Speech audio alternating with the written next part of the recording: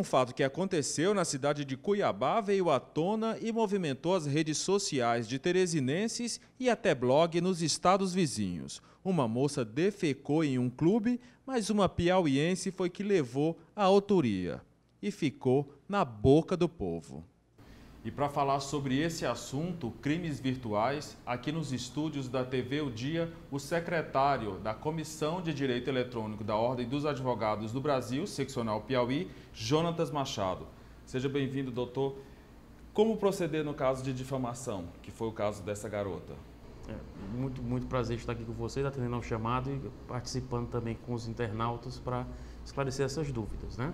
No caso desse caso mais recente, dessas fotos, dessa suposta história que aconteceu numa das boates da nossa capital, a moça que se sentir ofendida, prejudicada, né, difamada, caluniada, ela deverá procurar a Delegacia Especializada de Crimes Virtuais, que fica no complexo da Delegacia Geral do Estado do Piauí, Delegacia de Polícia Civil Geral do Estado do Piauí, e lá prestar a sua queixa, né, e lá começarão os procedimentos para apurar de onde partiu quem começou. Por quê? Muito embora se pense que a internet você trabalha no anonimato, mas é muito mais fácil no mundo virtual você identificar de onde partiu aquilo do que no mundo real. No caso, ela tem que estar munida de quê para fazer essa denúncia? Das próprias fotografias que se tem notícia, que andam circulando tanto em redes de celulares como em próprias redes sociais e internet, né? Munida desta documentação, né, destas informações, a autoridade policial receberá e instaurará o competente inquérito policial. Muita gente aqui no Piauí deve passar por isso.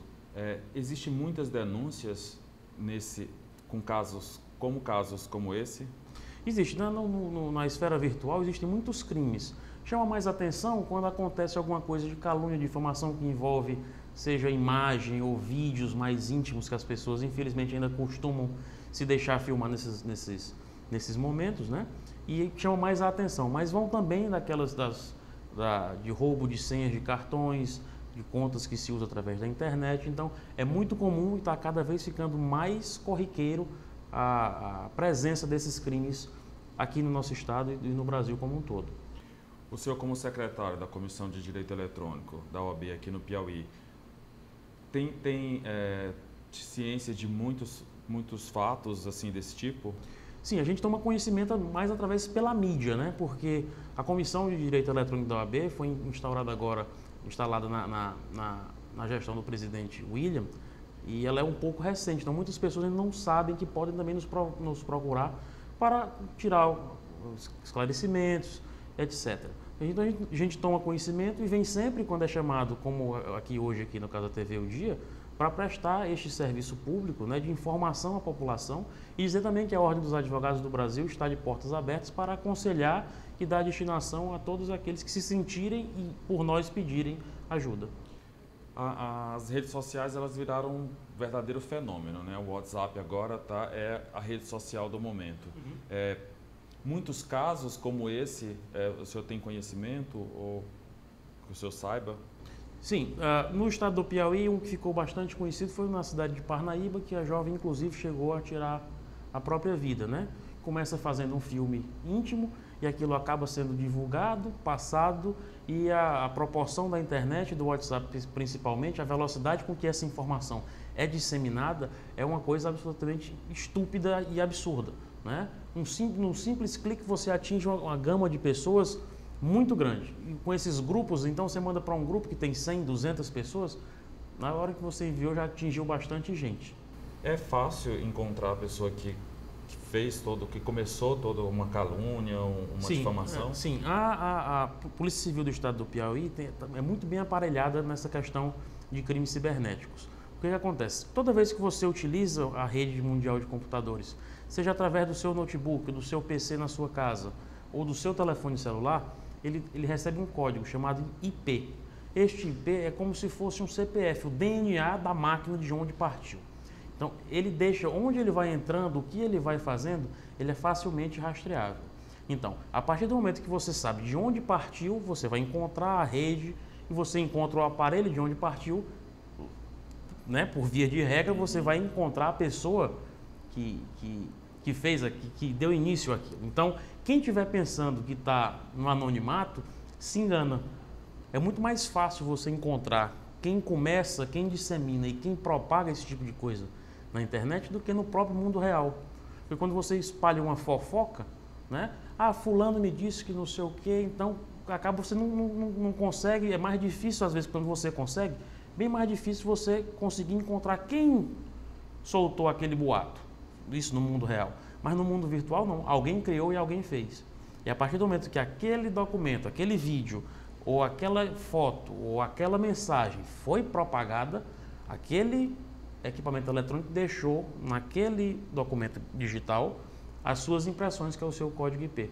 E é através dele que a polícia identifica. No caso, qual é a punição em casos como esse? No caso dessa garota que foi difamada? Bem, eu não sei se ela é menor de idade ou maior de idade. Então, se ela for menor de idade, serão aplicadas as sanções ainda mais agravantes do Código do Estatuto da Criança e do Adolescente. Se ela for maior de idade, são as penas previstas criminalmente, né, no Código Penal brasileiro, e vão de 1 a 4 anos, podendo ser também agravadas se ela se enquadrar, por exemplo, no caso da Lei Carolina Dickmann. A Lei Carolina Dickmann não é propriamente contra tudo que acontece na internet. Pessoas pensam que não é assim. A Lei Carolina Dickmann, ela defende o seu equipamento. Por exemplo, eu tenho o meu telefone celular e você é uma assistência técnica. E eu levo até você meu aparelho para você consertar. A partir do momento que você subtrair deste meu equipamento informações minhas e aí divulgá-las, você estará incorrendo na Lei Carolina Dickmann, né, que é a 12.737. Se você for um hacker e invadir também meu dispositivo eletrônico e de lá obtiver informações a meu respeito, fotos, vídeos, o que quer que seja, e daí propague, também se aplica a Lei Carolina Dickmann. Se eu crio uma coisa, ou se eu lhe gravo em momento ridículo e vexatório e aí passo para frente, não vai se aplicar a Lei Carolina Dickmann.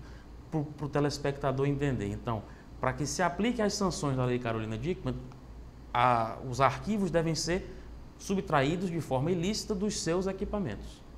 Né? Não se enquadra nesse caso aqui da garota? Muito pouco provável, porque, né, existe uma fotografia, né, e que foi associada à imagem de uma senhorita aqui da cidade de Teresina. Né? Então, houve a criação, a confecção de um fato. Não houve a subtração, diferentemente, se existisse uma foto dela, né, do celular dela e alguém tivesse pego, muito provavelmente tenham pego a foto dela da rede social, que é de domínio público, a partir do momento que você, né, aceita os termos de condições das redes sociais e começa a veicular suas imagens.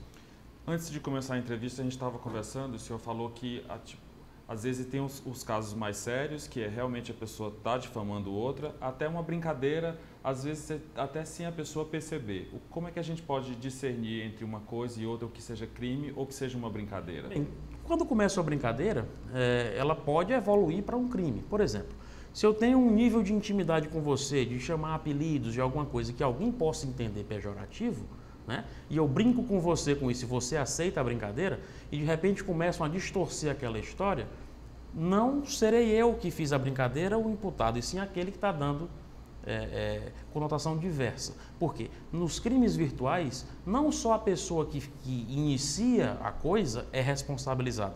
Se eu recebo esse vídeo íntimo de uma menor, por exemplo, né, e dou propagação a ele, eu fico sendo coautor do mesmo jeito da pessoa que fez o criminoso, eu passo a ser coautor e partícipe daquilo. Então, aquele que propaga, que dissemina, né, que passa adiante, ele também poderá ser responsabilizado. Certo. Eu ia perguntar sobre delegacias especializadas, mas o senhor, no começo da entrevista, o senhor falou que existe aqui. Sim, no Piauí nós temos uma delegacia especializada de crimes virtuais, fica no complexo lá da Delegacia Geral, né? Aquele que se sentir lesado, ou seja, teve seus dados subtraídos de senhas de e-mail, lhe causou algum problema, alguma coisa que você entenda, a autoridade policial está lá para esclarecer se aquilo foi crime ou não. Voltamos de novo assim, como a gente pode saber se é ou se não é? Se lhe causou estranheza, se lhe causou transtorno, você pode procurar a autoridade policial, registrar o boletim de ocorrência e a autoridade então irá tipificar, ou seja, irá dizer se houve crime e quais crimes aquela ação pode ser enquadrada e daí então começar os procedimentos policiais. Paralelamente a isso, nós temos as sanções civis, que são as reparações por danos morais, materiais, o que quer que seja, que elas são independentes e paralelas. Então, para você procurar o ressarcimento financeiro daquele dano, você deve procurar ou o advogado de sua confiança ou a defensoria pública, né, para que as ações possam ser manejadas em desfavor daqueles autores. A Comissão de Direito Eletrônico também tira dúvidas? Sim, sim. Nós temos a própria Secretaria da Ordem dos Advogados do Brasil, onde ficam instaladas todas as comissões. Aquele que quiser tirar dúvida conosco, com um dos nossos membros, pode procurar a instituição e será repassado os telefones de contato ou as nossas reuniões, quando são marcadas, que a pessoa poderá procurar diretamente a gente na ordem. Dr. Jonatas, muito obrigado pela entrevista e as informações. Eu que agradeço, estamos sempre à disposição para o que vocês precisarem.